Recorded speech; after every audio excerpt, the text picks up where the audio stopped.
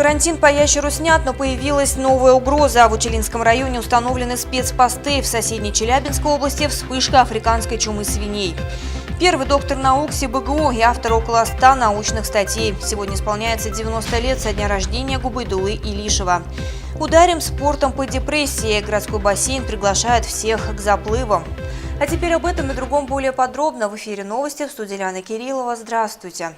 Из-за вспышки африканской чумы свиней в Челябинской области на северо-востоке Башкирии и в Учелинском районе республики установлены специальные посты.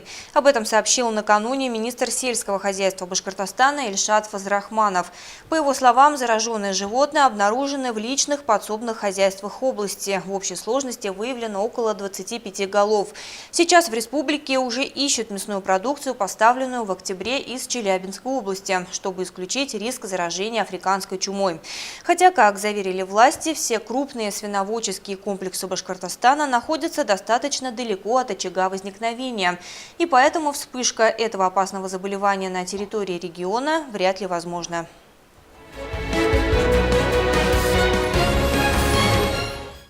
К другим новостям. Сегодня исполняется 90 лет со дня рождения ветерана Великой Отечественной войны, доктора исторических наук, профессора кафедры истории Сибайского института БГУ Губайдуллы Шариповича Илишева. Он внес неоценимый вклад в становление и развитие первого очага вузовского образования в юго-восточном регионе Башкортостана. Губайдуллы Шариповича не стало в 2009 году, а спустя 3 года, в 2012, в память о нем была открыта мемориальная доска на здании учебного заведения. Сегодня многочисленные коллеги, ученики профессора, студенты почтили его память.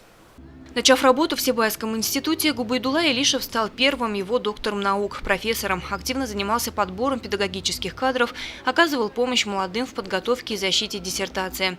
Пришедшие на возложение цветов к мемориальной доске памяти Илишева отметили, что Губайдулла Шарипович принимал непосредственное участие в формировании сегодняшнего костяка вуза. И именно благодаря его стараниям, опыту и авторитету в научных и руководящих кругах в 1999 году в СибГУ появилась новая специализация – история. Он своей самоотверженной деятельностью, трудом, несмотря на болезни, которые настигали его уже в начале 2000-х годов, он не переставал ни один день работать во благо института, воспитывать студентов, обучать и организовывать кафедру и работа специальности. Его научные труды, его стремления нас всегда двигали к большему. И его личный характер, его отношение к людям, вот подбор кадров, его справедливое отношение к своим коллегам. Например, если он видел какие-то заслуги, он обязательно без поощрения не оставлял. Если видел какую-то хромоту, негатив, он всегда это замечал и предупреждал, пытался пресекать. Профессор Губайдулла Илишев издал 7 монографий и около 100 научных статей. Он был известным исследователем истории сельского хозяйства, образования, военно-морского флота. Особый интерес представляют книги Илишева «Воспоминания» и «Черноморский флот России», где профессор делится опытом собственной жизни, военной, трудовой и научно-педагогической деятельности. Он был удостоен 15 правительственных наград, являлся отличником Высшей школы СССР. В Сибайском институте Башкирского государственного университета принят план мероприятий, посвященных 90-летию Губайдуллы Шариповича Илишева, в рамках которого будут проведены викторины среди студентов факультетов, выставка научных трудов, экспонатов об его жизни и научной деятельности. Также институт совместно с Башкортостанским отделением Ассоциации юристов России проведет первую всероссийскую научно-практическую конференцию «Илишевские чтения» с приглашением юристов, экономистов, историков, молодых исследователей, сотрудников библиотечной системы, представителей СМИ, чьи интересы по тематике и направлениям соприкасаются с темой конференции. Ляна Кириллова, Гуль Хамитов, Радмир Сингулов, Гульнара Раскельдина, телекомпания СТВ. В детском театре «Сулпан» Сибайского концертно-театрального объединения готовятся к премьере. Только 2 дня, 16 и 17 ноября, артисты будут радовать маленьких зрителей спектаклем «В поисках сокровищ» или «Выгодных дельца» по пьесе минского драматурга Сергея Дмитриева. На сегодняшней репетиции побывали наши корреспонденты. Цирк, цирк, цирк, приглашаем вас, друзья. Невероятные приключения верных друзей Джонни и Билла в поисках пиратского клада. Встреча с бродячим цирком и битва с призраками. Таков незамысловатый сюжет предстоящей премьеры. Спектакль «В поисках сокровищ» или «Выгодные дельцы» – вторая работа режиссера-постановщика Московского нового драматического театра Наркас Искандаровой на сцене детского театра в Сибае. Всего в творческом багаже выпускницы Российской академии театрального искусства 5 короткометражных фильмов и 12 спектаклей, 6 из которых были поставлены в разных театрах нашей республики. Пьеса «В поисках сокровищ» белорусского автора Сергея Дмитриева. Пьеса для детей от 5+, и я сотрудничаю с театром «Сулпан», можно сказать, 4-й раз, это моя 4-я постановка. 11 лет назад я последний раз приезжала и, собственно, имею удовольствие еще раз работать с артистами театра «Сулпан». Новая постановка осуществляется в рамках федерального проекта «Театры малых городов». Это партийный проект «Единой России», призванный сохранить и обеспечить жизнеспособность муниципальных театров малых городов. В рамках проекта 670 миллионов рублей из федерального бюджета будут распределены на поддержку таких театров по всей стране. На эти средства приведут в порядок декорации, костюмы, закупят необходимый инвентарь.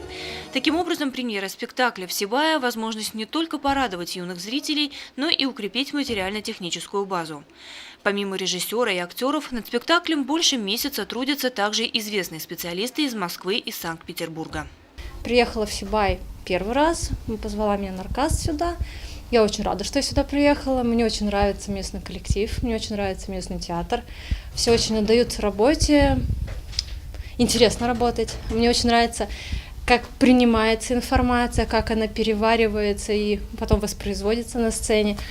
Поэтому я очень надеюсь, что спектакль, который мы делаем, который мы ставим, он будет хорошим, вкусным. И местным жителям он очень понравится. Я надеюсь, не только местным. К нам будут приезжать, смотреть его сюда. Уже совсем скоро маленькие зрители смогут оценить работу творческого состава. Премьера комикса в 2 действиях состоится 16 ноября. Лена Кириллова, Айгуль Хамитова, Алик Кадыров, Гульгина Раскельдина, телекомпания СТВ.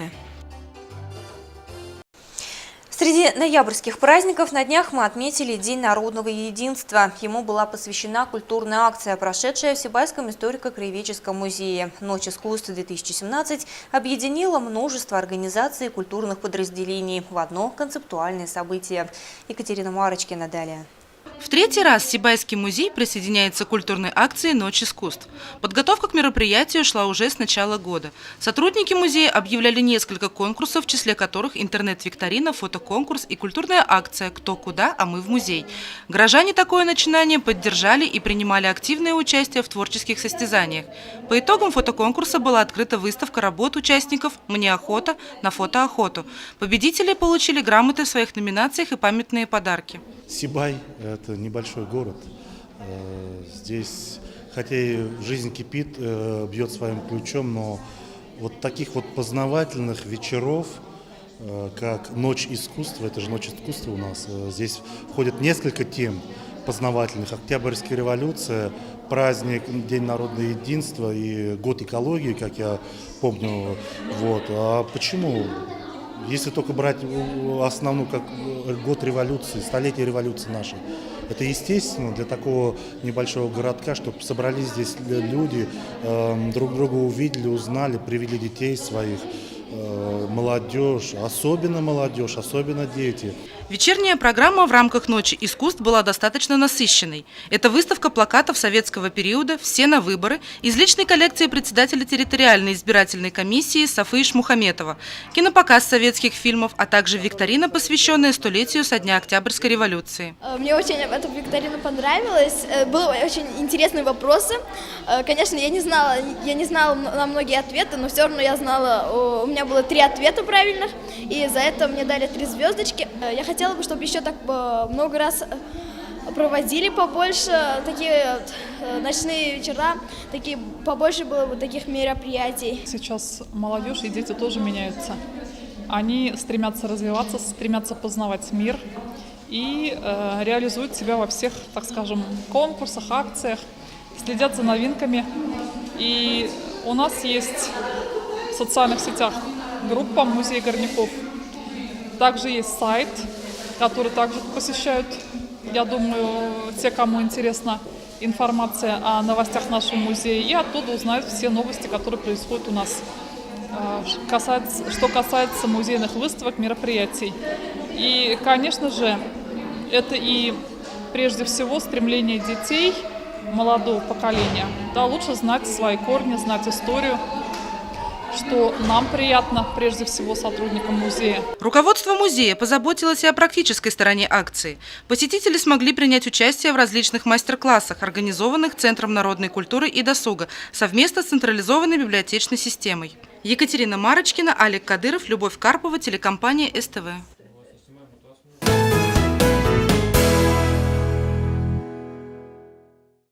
И последнее. Чем занять себя осенью и победить сезонную депрессию? Как вариант заняться спортом. Городской бассейн приглашает горожан к заплывам. Тему продолжит Ринат Музафаров. Секция плавания на базе Центра детского творчества как вид внешкольного досуга – одна из самых востребованных в стенах данного учебного заведения. Мало того, что занятия в бассейне особенно полезны для растущего организма, так они еще и очень нравятся детям. По этой причине, комментирует руководство учреждения, комплектация групп в эту секцию происходит буквально в первые 2 дня с начала учебного года. Группы переполнены, но всех желающих педагоги записывают в резерв. Кто не подойдет, у нас нет такого, что кто-то подходит, кто-то не подходит, что тренера делают выбор какой-то среди учащихся, среди детей. Такого нет. Именно поэтому комплектация происходит очень быстро. В течение года может быть отсев детей по болезни, может быть кто-то передумает. И вот именно те дети, которые записаны в резерв, потом могут попасть, у них есть возможность уже в основную группу. Между тем, возможность посещать бассейн сохраняется для всех категорий граждан и вне учебной программы. Так, ежедневная проходимость объекта только по абонементу доходит до 80 человек. Для этого администрацией Центра детского творчества предусмотрен гибкий график работы и демократичная система цен на предоставление данного вида услуг. Бассейн работает 6 дней в неделю. С понедельника по пятницу работаем утром с 8 до 12. Стоимость взрослого посещения 150 рублей, детского 100. Вечером с 8 до 10 взрослое посещение 200 рублей, детское 100. В субботу с 10 до 12 взрослое с 10 до 12 и с 5 до 9. Взрослые 250, детская 150. Многодетные имеют льготу при наличии справочки о том, что они являются многодетной семьей. Дети идут за 50% стоимости, взрослые идут по полной стоимости. И у пенсионеров минус 50 рублей с часового билета. С собой иметь справочку о том, что можно посещать бассейн, банные принадлежности, шапочки, вторая обувь. Ежегодно бассейн проходит плановое обслуживание оборудования и санитарную обработку ванны согласно установленным требованиям. В последний раз полное опустошение чаши бассейна с последующей заменой воды проводилось в конце августа перед началом учебного года. Дезинфекция воды в круглогодичный период осуществляется повсеместно посредством ультрафиолетовой фильтрации. Данный метод является одним из наиболее чистых и безопасных способов обеззараживания воды. Тем не менее, руководство учебного заведения призывает горожан к бережному отношению с данным ресурсом. Очень бы хотелось добавить, чтобы соблюдали, вот те, кто приходит плавать, бережно относились к нашему оборудованию, берегли нашу воду, поскольку вода все-таки достояние у нас. С пониманием относились к просьбам обслуживающего персонала, администрации, ну и подчинялись, в общем-то, нашим правилам. Основные правила поведения на объекте предполагают наличие всех необходимых принадлежностей, соблюдение личной гигиены и культуры поведения во время плавания. Как комментирует руководство, данные требования довольно простые и преследуют своей целью создание комфорта и безопасности для всех посетителей. Ринат Музафаров, Руслан Кравцов, Гульгина Раскидина, телекомпания СТВ. И это вся информация на сегодня. Впереди выпуск программы «Атмосфера кино» с обзором свежего фильма «Тора Рагнарёк». Не пропустите.